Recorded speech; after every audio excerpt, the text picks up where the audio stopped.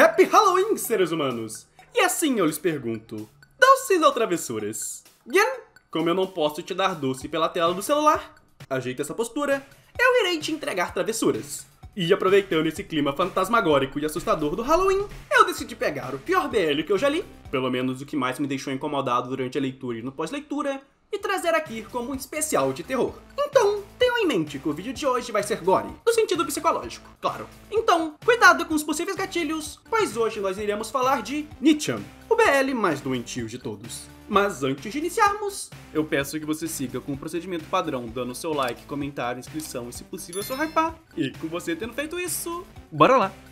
Nichan. Esse é um BL escrito pela Harada, que tem uma cacetada de outras obras problemáticas, e que foi publicado entre 2014 e 2017. É, muito tempo para fazer muita merda. Enfim, como já é de praxe, vamos dar uma olhada nas categorias antes de vermos a história. Maduro... Violência... Ai, tá vindo as memórias da primeira vez que eu li essa história. Psicológico... Boys Love... Saudade de Killing Stalking depois de ler essa merda. Drama... E Shota. Shota, dá pra ver a merda que isso aqui vai ser, né? Enfim, se tu não saiu antes, eu espero que saia agora com esses avisos de gatilho. Bien, indo do início, vamos fazer de acordo com a sinopse. O nosso protagonista é esse garoto, e o seu nome é Yui. E os seus pais trabalham bastante, e ele acaba passando a maior parte de seus dias sozinho em casa. Mas, com o passar do tempo, ele acabou se aproximando de seu vizinho, Kei, que do qual o prota apenas o conhecia como Nichan, ou o irmão mais velho no japonês. Enfim, eu não vou ter muitos rodeios aqui, então... Basicamente, esse cara aqui é um pinto nojento que fica viciando o moleque o tempo todo enquanto ele ficava na casa dele. Seja alisando, beijando e etc. E ele tinha um lance de tipo, não conta pra ninguém que eu existo, pipipi, papapó. Esses lances escrotos e nojentos de atores. E basicamente, o que ele dava pro moleque ficar quieto era um miojinho e deixar ele jogar no PSP. É, nojento pra caralho, mas a história vai avançando. E meio que devido ao protagonista, que aqui ainda era uma criança de, sei lá, uns 9, 11 anos, ele acaba soltando umas pequenas coisas que acabam preocupando seus pais. Tipo, perguntar o que era sexo e mencionar que ele jogava, mesmo que ele não tivesse nenhum videogame em casa. E devido a essas preocupações, os pais dele decidem voltar mais cedo algum dia para poderem passar um tempo juntos e entender melhor aquela situação. E, bem, acaba rolando que um dia o cara vai e tenta ultrapassar as linhas do absurdo e... ele meio que tenta... prota, que é uma criança, e...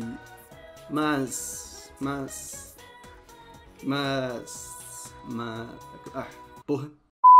Mas, graças aos céus não rola nada, e o moleque consegue fugir extremamente aterrorizado da casa do mano. E ele acaba dando de cara com a sua mãe, que tinha chegado mais cedo no dia, e ela na hora já sacou o que tava rolando. E brigou com o cara pra caralho, óbvio, e isso meio que acaba fazendo ocorrer discussões em casa, onde que eles queriam levar o caso para a polícia. Mas o protagonista, por medo do Pedro, desgraçado, ser preso, acaba não falando nada. E com o tempo passando, sua família acaba se mudando de cidade, mas ele acaba volta e meia voltando pra casa do Pedro, apenas pra ver que ele também tinha se mudado. E assim a história pula uns 6 anos no futuro, eu acho, onde que vemos que o protagonista atualmente se arrependia de tudo aquilo. Não de não ter denunciado o cara, mas sim de ter fugido do mesmo. Pois aquilo meio que acabou se separando, e ele fantasiava manter uma relação carnal com aquele cara atualmente. E moleque, que porra é essa?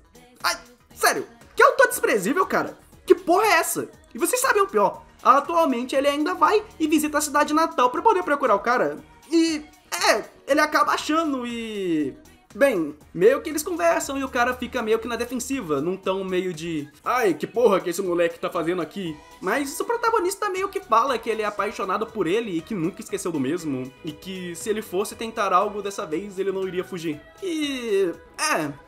eles consumam um ato numa sequência de páginas nojentas que só o caralho, onde que o protagonista acaba dormindo depois do rolê, mas é acordado com um cara mostrando que gravou tudo e que tirou fotos dos documentos do prota e que já sabia onde ele estudava, revelando que atualmente o Yui já era um estudante do 3º ano do ensino médio, e ele diz que como o Yui já fugiu uma vez, ele usaria aquilo como chantagem para mantê-lo por perto, e que caso ele fugisse, ele espalharia esses vídeos na internet e destruiria a reputação do mesmo. Assim, finalizando com o primeiro capítulo dessa bomba. E, cara, puta que pariu, velho. Mas que merda é essa? A história é basicamente uma vítima que se apaixonou pelo Jack e voltou anos depois pra ter uma relação com o mesmo. Mano, que porra de fetiche é esse? Harada? Por que, cara? Ai, eu tô rindo pra não surtar. Assim, isso aqui é nojento pra caralho, e eu não recomendo essa leitura pra ninguém. Mas... ainda tem mais 4 capítulos e meio pra gente ver, então... Eu vou tentar resumir o máximo aqui e não vomitar no processo e também tentar não perder a monetização, porque sabe como é, né? Dinheiro. Bem, basicamente no capítulo 2, nós vemos que o Prota, por via da chantagem, tava meio que sendo forçado a fazer diversas coisas humilhantes pro escotro do Pedro enquanto ele filmava. Isso acabava fazendo ele se questionar do motivo do Pedro não ser mais tão gentil com ele. Tipo, era porque eu cresci?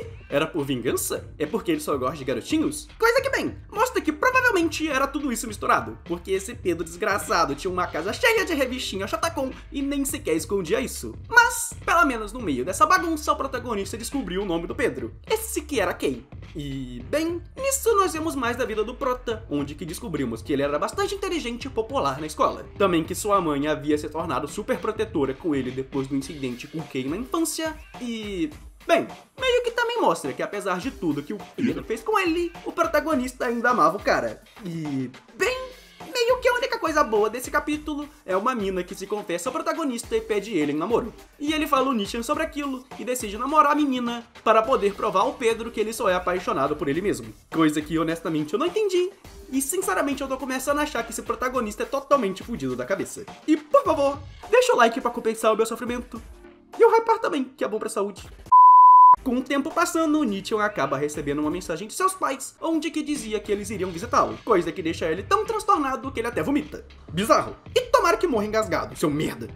Mas enfim, nisso ele acaba ficando puto e decide afogar a sua raiva, tornando a vida do Yui ainda mais miserável. Coisa que, bem, ele faz ele furar um encontro com a namorada e violentamente mesmo, enquanto ele o obriga a ligar pra namorada durante o ato e dizer que é gay e que teria terminar. E é uma cena pesada pra caralho e é absurdamente desconfortável de se ler. Tanto que o Prota até meio que quebra depois disso. Mas indo contra todas as expectativas, a mina vai se encontrar com ele no metrô, já que ela sabia que ele passaria por lá. E assim eles vão pra casa dela, onde que eles conversam bastante e o protagonista acaba falando sobre toda a sua situação para a mesma. E a Mai aqui até que é bem compreensiva com ele, tentando o ajudar e em meio a tudo isso, ele acaba mostrando pra ela uma foto do Pedro, no caso o Kay. E essa aqui acaba sendo a reação dela. Eu ri pra caralho quando eu vi essa expressão, eu não vou mentir. Mas bem, resumindo o próximo capítulo, basicamente o Prota e a Mai, que no caso é a namorada postiça dele, vão pra casa do Pedro e eles acabam derrubando ele, o prendendo, e aqui acabam soltando muita informação pra gente. Pois basicamente eles foram para lá para a Mai poder apagar todas as fotos e vídeos que o Pedro tinha feito do protagonista. Mas com o Kay acordando e xingando eles, o Yui revela que a Mai era a filha do Oji-san do Kay. Onde que basicamente ele revela que sabe que no passado o Kay foi abusado por um professor e que ele tinha sentimentos pelo mesmo até os dias de hoje. Mas que o professor acabou sendo preso e o Kay foi bastante repreendido pela sua família por conta dele crescer sendo um homossexual. E, bem, com o Prota disposto a mostrar que não guarda rancores contra o Kay, o Prota decide foder o Kay no pelo e no seco, dando vários choques nele usando um taser durante o processo. Ai... satisfatório? Talvez. É sempre bom ver filho da puta se fudendo. Mas ainda assim, eu não curto isso nessa história. Por conta de que meio que tem uma passada de pano, falando que aquilo tudo era por conta de um trauma e etc. Onde que ele se viu no Yui e só replicou o que tinha acontecido com ele. E... bem, pedo bom é pedo morto, né? Não tem essa de, ai, eu não fiz da maldade. Para mim, esses casos deviam ser resolvidos com cadeia e morte. Mas enfim. Pera, caralho, agora que eu parei pra pensar, a Mai ficou assistindo de camarote o Prota fudendo o cara. Eu, hein? Anyway, após isso rola um diálogo pra lá de bizarro, onde que o protagonista diz que ainda ama o Kay e que iria voltar no dia seguinte. Mas ele não atende e começa a dar um gelo no protagonista. E bem, resumindo os últimos 2 capítulos, basicamente os pais do Pedro foram na casa dele e viram quão nojento ele ainda era, com ele mentindo sobre a forma que vivia, falando que trampava e que tinha uma namorada. Coisa que era puro caô, e assim eles o obrigam a voltar pra sua cidade natal, coisa que durante a mudança o Prota chega e... rola toda uma conversa bizarra sobre ele ainda amar o cara e... pelo todo o contexto da história, essa cena honestamente só faz o meu estômago embrulhar. Que nojo! Ainda mais porque ele fala, não faça comigo o que o Oji-san fez com você. Tomar no cu, viu? Mas enfim, nisso ele vai pra casa dos pais e eles arrumam uma do job pra ele, na tentativa de o curarem da sua doença que era... a pedofilia e a homossexualidade? Os pais dele também são fodidos da cabeça. Todo mundo sabe que a cura pra pedofilia é bala. Mas enfim, de todo modo, isso acaba não dando certo e ele meio que acaba encontrando com seu antigo e ele não o reconhece, coisa que deixa ele triste, ainda mais porque ele nota que ele tinha construído uma nova família depois de tudo aquilo. E, bom, bizarro pra caralho, o velho também devia estar morto, mas esse sentimento de vazio ao ser recusado faz ele voltar para a cidade do Yui, e ele decide aceitar os sentimentos da sua vítima para que o Yui não fique tão vazio e patético quanto ele é agora. Mas, na minha visão, isso é só ele se sentindo sozinho e patético e indo por um único ponto seguro que ele poderia ter. Mas enfim, nisso a história termina com ele se beijando em público, com o Kei finalmente se assumindo ser gay. E eles finalizam juntos como namorados. Mas que caralho de história é essa? Desgosto da porra. Tipo, ainda tem um extra, então ele basicamente só mostra que agora eles moram juntos e que o Yui vai se casar com a Mai porque ela era lésbica e queria esconder isso dos pais. Então, a história termina assim. Honestamente, eu tô chocado e enojado. Tipo, essa história começa com uma premissa de merda e romantiza tantas coisas que chega a ser um absurdo.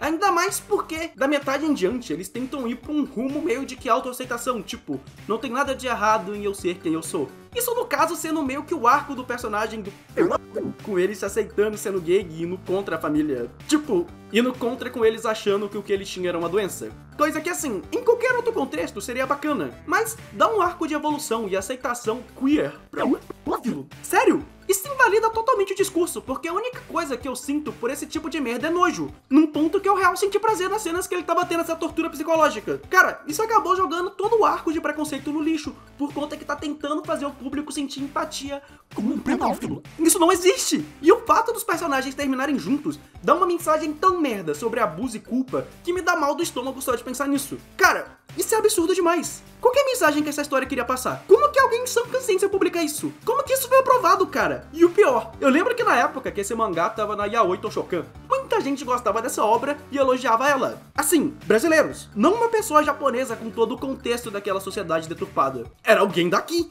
O que tem na cabeça desses porra? O que tem pra elogiar nesse livro de história? A arte é bonita? Os painéis sabem demonstrar desconforto? Sim, pra caralho. Mas a partir do momento que isso tá numa história que dá uma mensagem de tipo, ah, esse cara tentou abusar de mim quando eu tinha 11 anos, mas agora que eu tenho 17 tá tudo bem a gente ficar junto. Ah, puta que pariu! Mas que porra é essa? Ai, eu tô ficando maluco. Bem, eu não gostei, não recomendo a leitura, e essa foi a minha review de Nietzsche. Não leia, porque não vale a pena. E é isso aí. Feliz Halloween! E antes de você ir embora, por favor, recompense o meu sofrimento e siga o procedimento padrão com seu like, comentário, inscrição e, se possível, considere virar um membro para ajudar o canal e receber benefícios exclusivos. E, tendo dito isso, eu sou o Fux e... Tchau!